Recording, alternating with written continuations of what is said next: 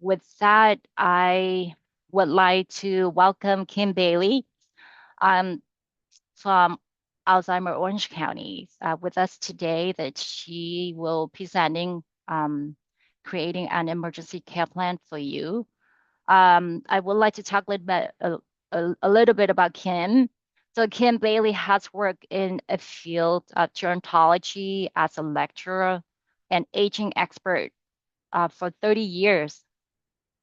And she holds a Master of Science degree in gerontology and a BA in sociology. So both from California State University of Fullerton. Ms. Bailey is the program education specialist with Alzheimer's Orange County, where she is responsible for developing and presenting programs and education for families and professionals throughout the community. Ms. Bailey has a long history of academic, corporate, and nonprofit experience. So thank you, Kim, for joining us this morning. I will now turn it over to you. Okay, so thank you for inviting me to present this important information. I have many roles at Alzheimer's Orange County, but one of them is leading support groups. And one of the things that I stress continually with my caregivers is that they have to have an emergency plan in case something happens to them. And so I'll give you an example. I was working with someone who had a husband with a very advanced case of Lewy body dementia. She had her own health issues, and she found herself on the floor having a seizure at one point, and at 911 came, and there was no one there to take care of her husband, and it was really a terrible quandary. So if something happens to you, we need to help you plan ahead for that. And that's exactly why we're here today.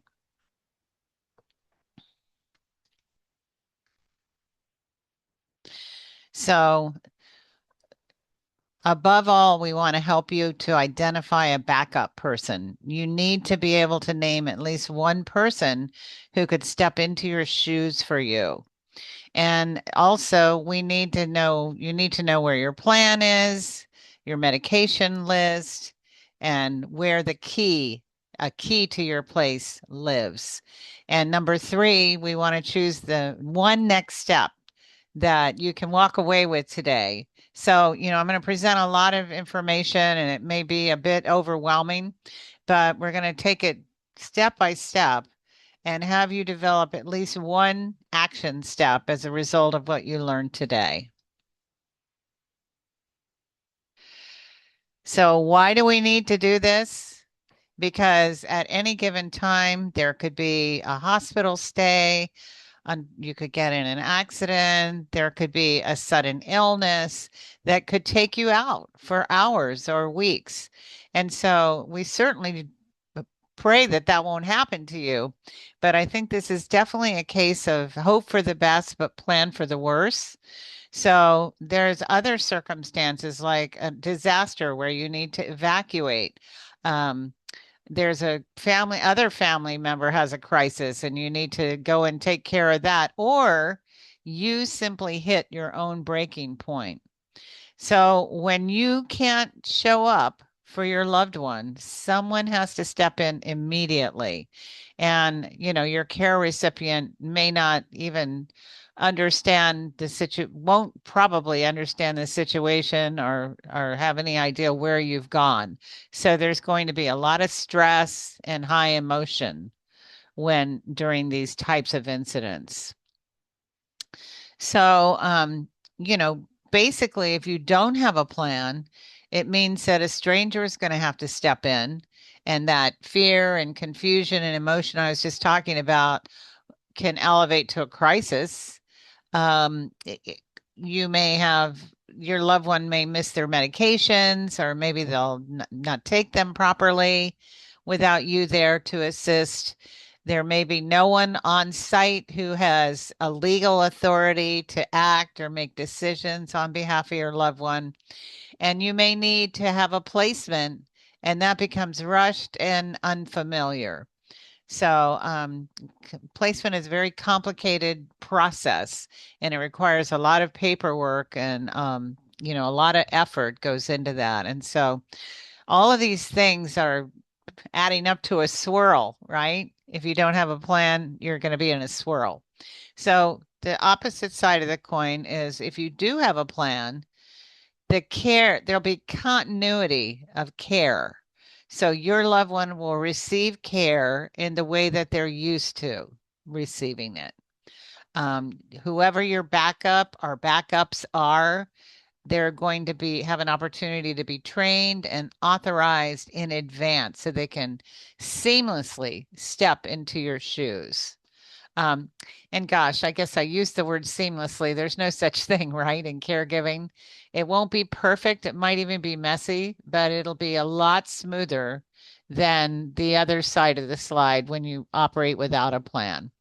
With a plan, it also means that medical teams can act swiftly and in the best interest of your loved one. And importantly, you can focus on your own recovery. By the way, if anybody has any questions or if you would like to share perhaps a scenario that you went through, please feel free to do that. You can just put your hand up and or you can put something in the chat, but I'd love to hear from you.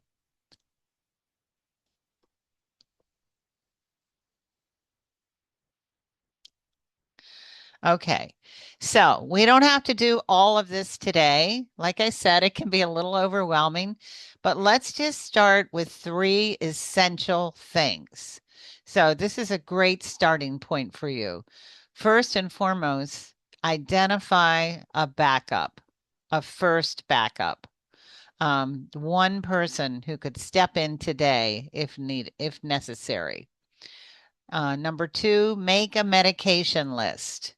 And that should include the name of the drug, the dosage, when it's taken, all of that information. I keep a medication list on my refrigerator, and I also keep one with me at all times in my purse. Let's see, what else? Share where things live.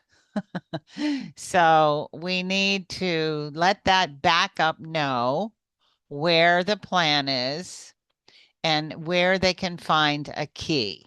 Okay, so where does that plan and that key live?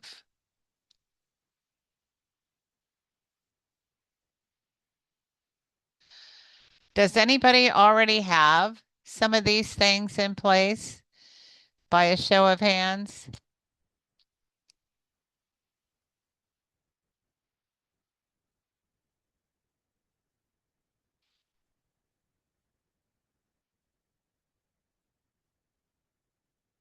Okay. Anybody maybe have the medication list? Don't be shy. You can take yourself off mute and talk to us.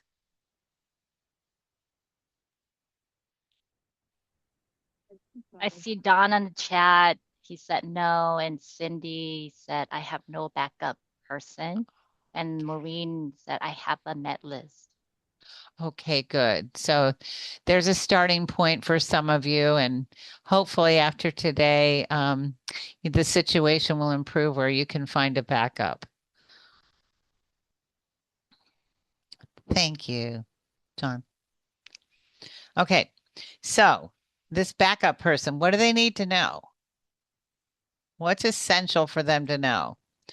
Personal information about your loved one, medical information, maybe some tips on how you can the backup can best communicate with your loved one.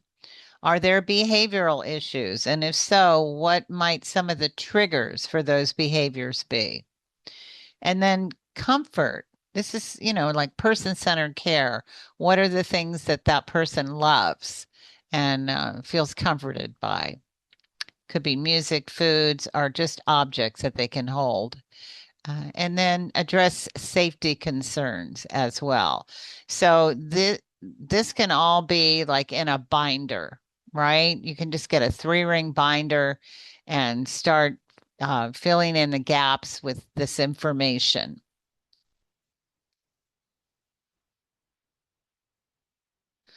So really, here's, sort of a breakdown of all that information.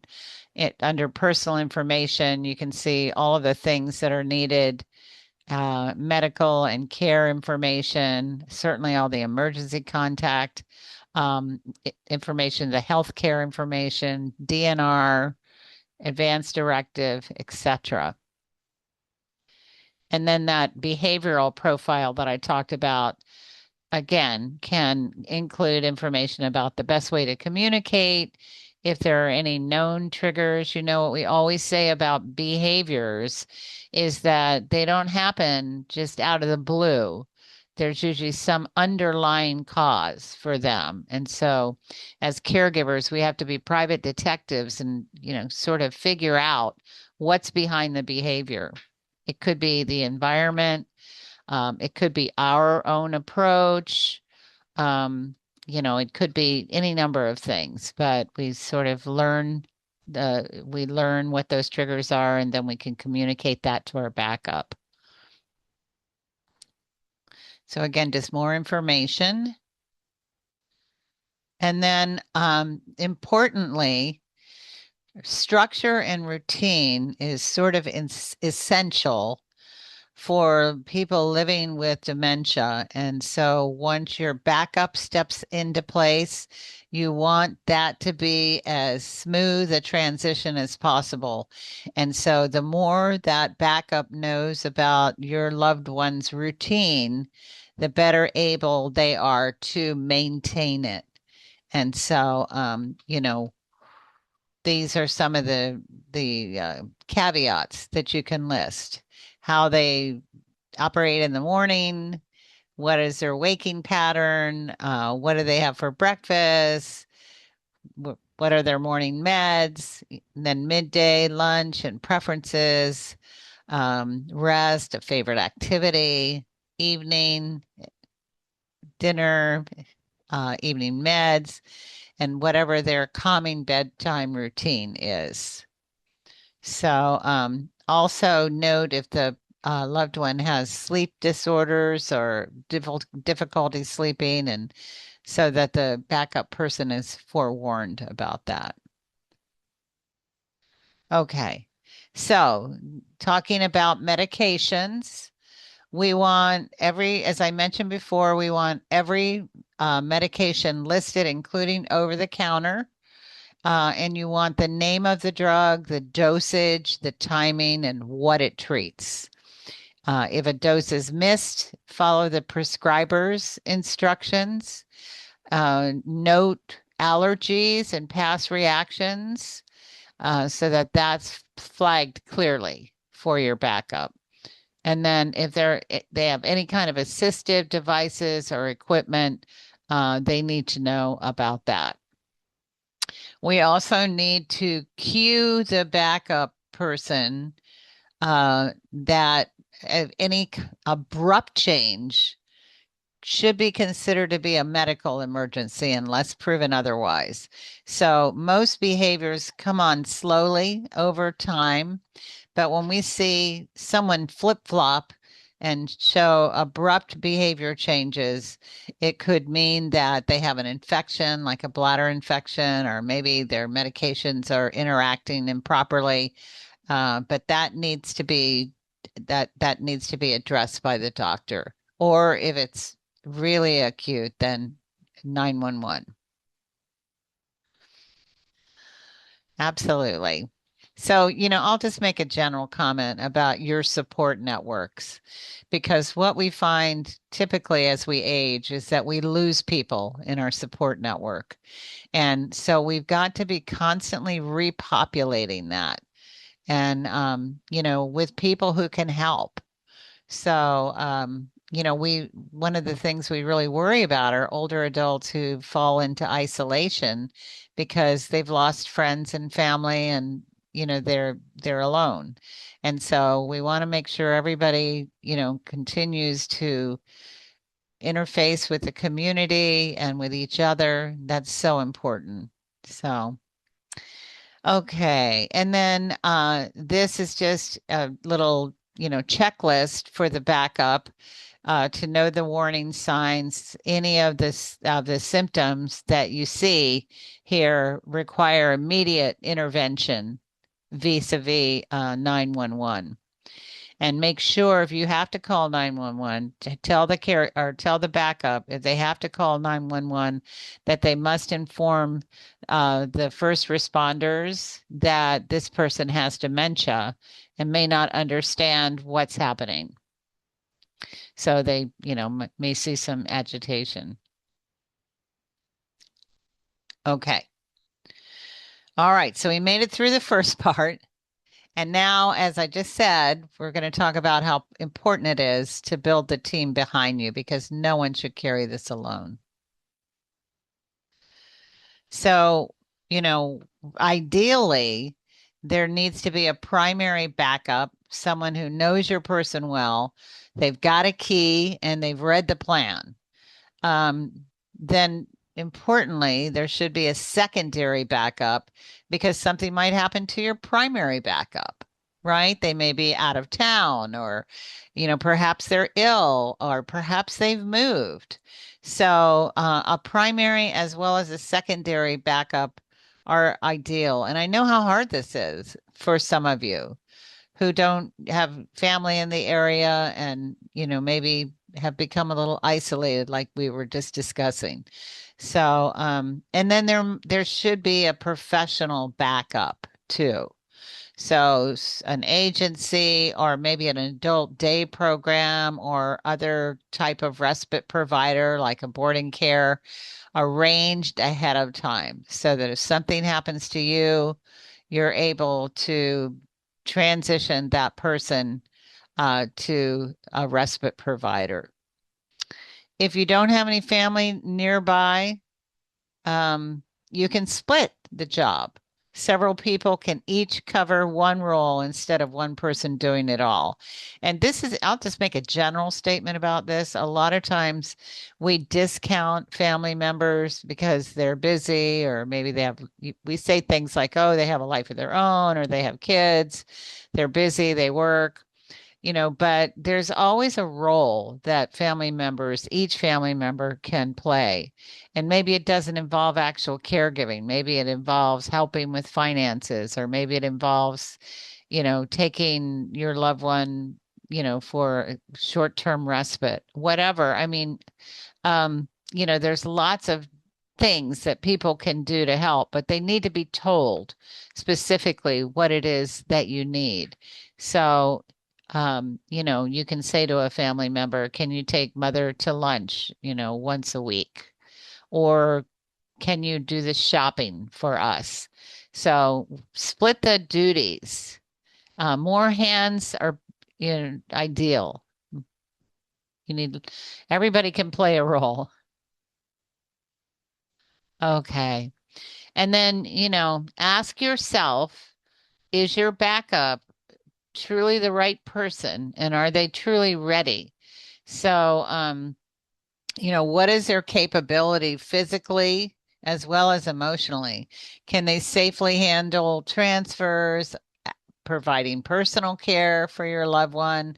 Do they know how to use any equipment that may be coming into play, whether it's a wheelchair, a walker, or a gait belt, or all the way up to a Hoyer lift. So, and have they honestly agreed to be the backup, knowing the reality of the needs and, their own limitations? So, do they have access? Do they've got a key? Do they know the codes if you're in a plan community? Do they have access to the plan, the medication list? All of those things should be, they need to know where they live. And then, a test run is a great idea.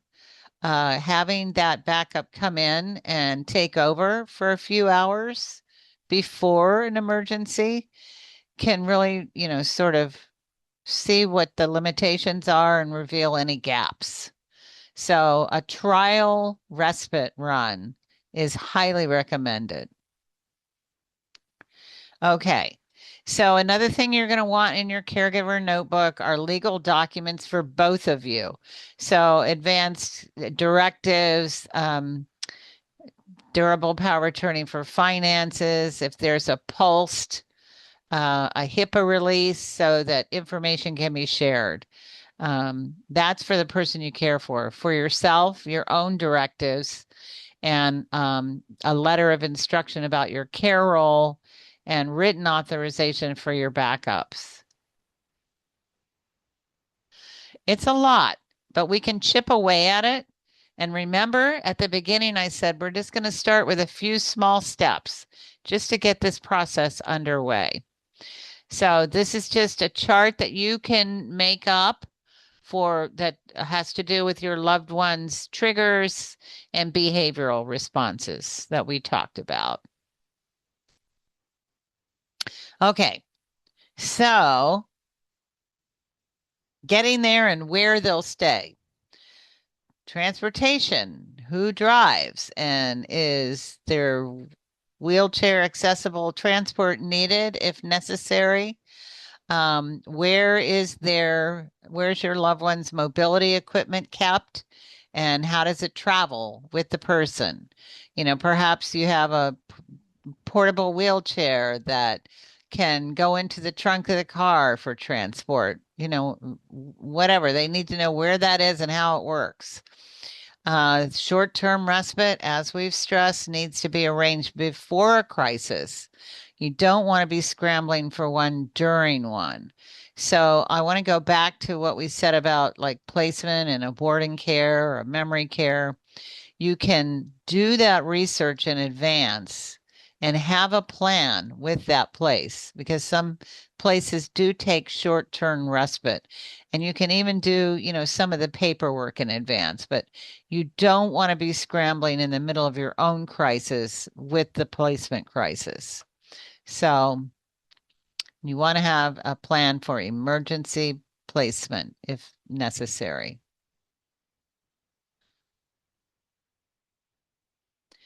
There should be go bags that are ready and waiting. There's your go bag that has your meds, an emergency supply of your meds, your ID and insurance cards, your advance directive and emergency contacts, phone charger, and authorization letter.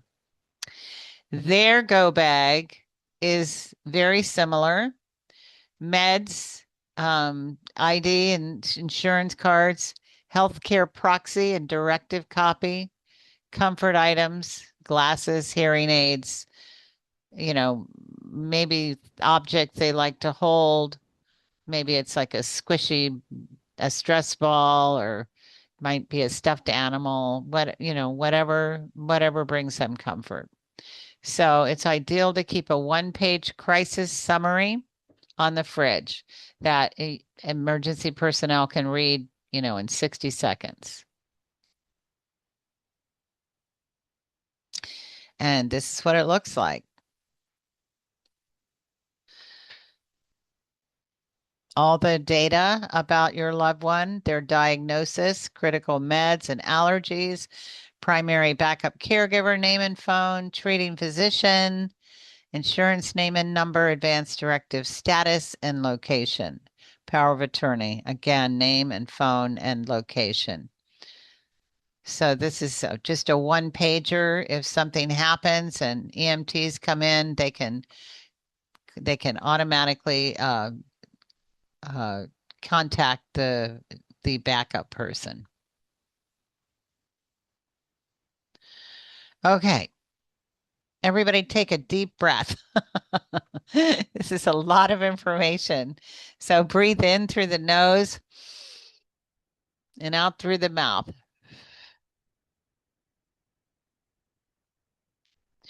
What happens if one of you has to go to hospital? If they're hospitalized, you can hand over that crisis card at admission. It gives them all the information they need.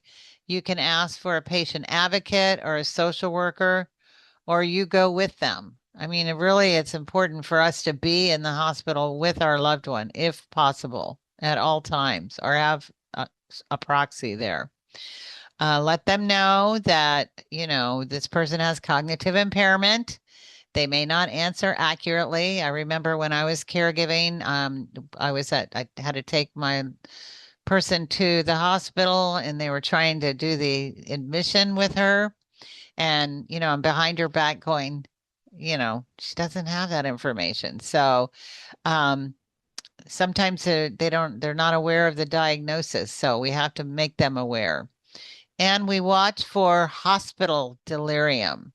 So that often happens. Our persons end up, sort of freaking out in the hospital, and that layer of delirium on top of their dementia, is really difficult because it causes sudden worsening confusion, also agitation. They may try to remove, their oxygen or their IVs. They may try to get up, and there's, of course, a fall risk. So, hospitalization is tough. We really need to do a whole course on that. So, maybe we will. If you are hospitalized, activate your backup first. Tell staff that you're a caregiver. Ask for a welfare check for your loved one. Confirm that coverage has actually arrived at your home and share where the plan, meds, and key are.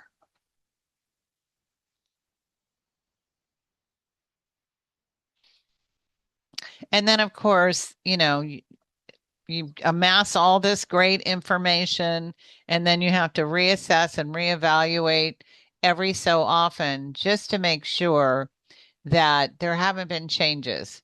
Maybe there's some new medications, maybe there's another diagnosis. You want to update your notes if there's been a hospitalization. And you just, sort of want to review these documents and rebrief backups once a year and reevaluate, is that backup still the right person? So, so you want to keep this crisis summary easy to find, but you want to store detailed medical, legal, and financial records separately, and because those are only to be shared with authorized people. Okay. So let's do a little activity. I don't know if you all have something to write with, or you could put this into the chat. Let's just take a few minutes to think about these questions. The first person I would call is blank. They can get into the home by how? My medication list is kept where? And the most urgent gap in my plan is what?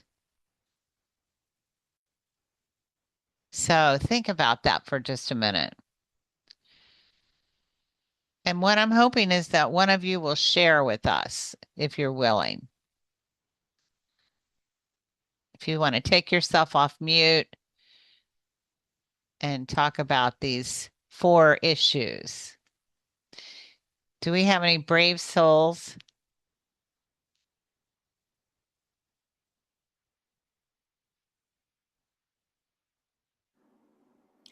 I'll share. Okay, thank you, Kelly. The first person I would call would be actually, there's two people, my sister and my husband's sister. My husband is the person I provide care for. They can get in the home by the keys that they already have. The medication list is kept in a binder in my study.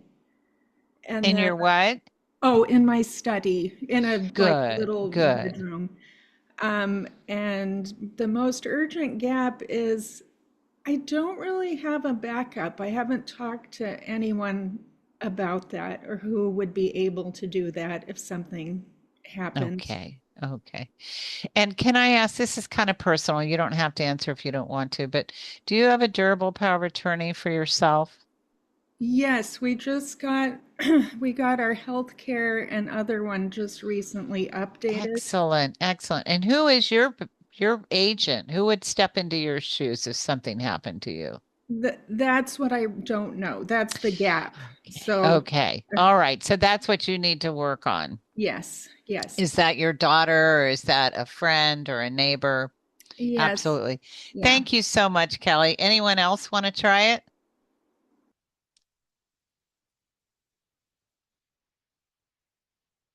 Well, this is Brian. Hi, Brian. I'll try this. Well, right now my mom's got dementia and she's in a board and care. And Okay. so the first person I would call is the head of the board and care and find out what's going on. Well, she used to be here at the house and we used to have a lockbox, but now the board and care would take care of that. The board and care also has the list of medications, but when she was here, it was on the refrigerator. And that's why I'm here. The most urgent gap in this plan is the hospital plan because a couple of weeks ago she was sent to the hospital and none of this was put into place. They took her off the sleep medication and it's been a couple of weeks and I'm still trying to get the letter from the doctor to re-put her back on the sleep medication. And in the meantime, she's been going bonkers with the withdrawals. And Oh, yeah, dear. yeah. So Yeah. there's my answers. Yeah, And very good. thank you for doing this because this really educates me because my sister used to be the power of attorney. She walked away. Now I'm doing all of this and I have no idea what I'm doing. So you guys are really educating me to Oh, help me good. get through this. So thank you. Good. Yeah, and like I've been saying, I hope it's not too much. It's kind of overwhelming, all this information, but if we can chip away at it bit by bit, I assure you that you'll feel so good about having a plan in place. And then you can just, get on with living your life with the assurance that if something happens to you, your loved one will be cared for. Okay. All right. Well, we should probably press on. Just looking at our timing. Okay.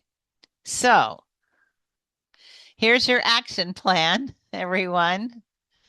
We want to, write down that profile, behavior guide, and daily routine, build the medication list and post a clear schedule, name and brief two backups, give each a key and the plan, confirm the legal documents for both of you, pack the go bags, and make the one-page crisis card.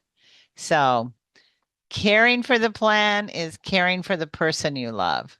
So this is a labor of love, definitely.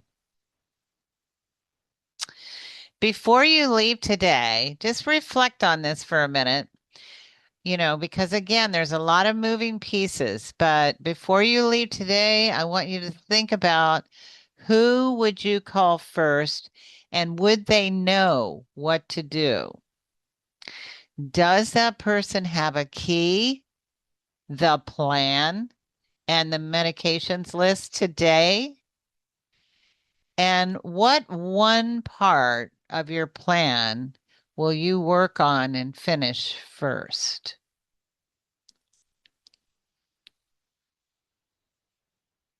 So just really food for thought here. Who would you call? Would they know what to do? Do they have essential things at their fingertips? And what part of your plan will you finish first? Okay. So, we are resource rich in Orange County. So you have the Caregiver Resource Center to rely on. You have us. You can give us a call at our helpline. There are other great resources listed on the slides. And I wish you, I'm going to leave this up so people can continue to think about it. I wish you all the best of luck in developing your plan. And there is a little time for questions. Kim, I saw one question from Daniel on the chat. So he asked for an emergency case.